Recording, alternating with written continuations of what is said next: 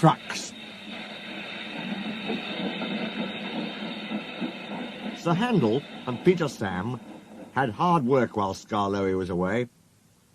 The owner gave them buffers and even bought a diesel named Rusty. But Sir Handel grumbled continually. One day, Gordon saw him shunting and laughed. "Ha ha! My controller makes me shunt," Sir Handel said sheepishly. "And take trucks to quarries too. I'm highly sprung, and I suffered dreadfully." "Our controllers don't understand our feelings," sympathized Gordon. "Now, if you were ill," he winked, "you couldn't go, could you?" "Good idea," said Sir Handel. "I'll try it." "I don't feel well," he groaned next morning. There wasn't time to examine him then, so some of the trucks were coupled behind Peter Sam's coaches, and Rusty promised to follow with the rest. "He-he-he-he," sniggered Sir Handel, but no one noticed. They were all too busy. Peter Sam didn't mind the extra work. He left his coaches at the top station and trundled cheerfully through the woods. The trucks chattered behind him in an agitated way, but he paid no attention.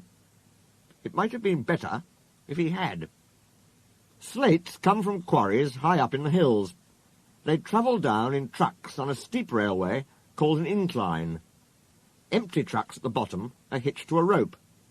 Loaded ones at the top are hitched to one another. By their weight, loaded trucks run down the incline, pulling up empty ones. There are strong brakes in the winding house at the top to prevent loaded trucks from running down too fast. The ropes are very strong, too, but in spite of this, trucks sometimes play dangerous tricks.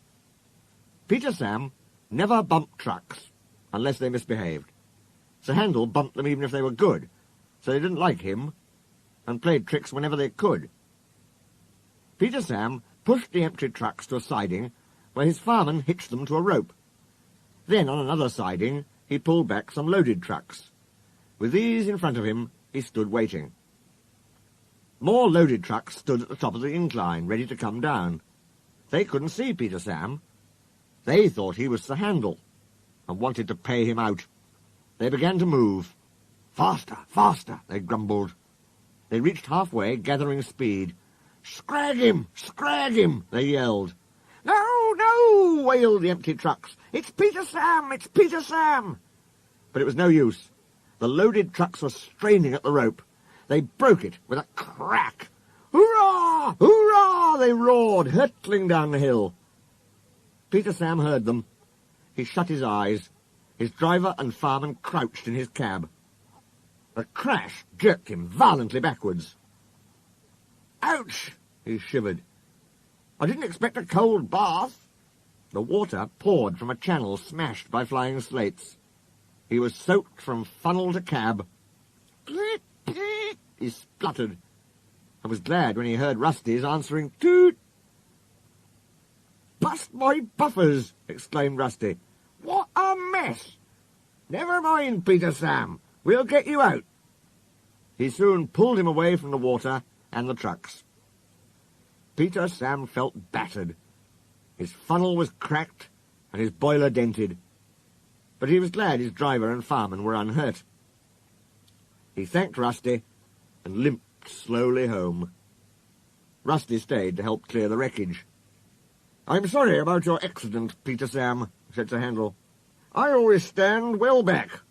Trucks don't like me, you see. Why didn't you warn me?" "I didn't think." "You never do," said a stern voice. "You can start now, while you are doing Peter Sam's work as well as your own. That'll teach you to pretend you are ill." Sir Handel did start thinking. He thought about thin controllers, and he thought about Gordon. He wanted to give Gordon a piece of his mind.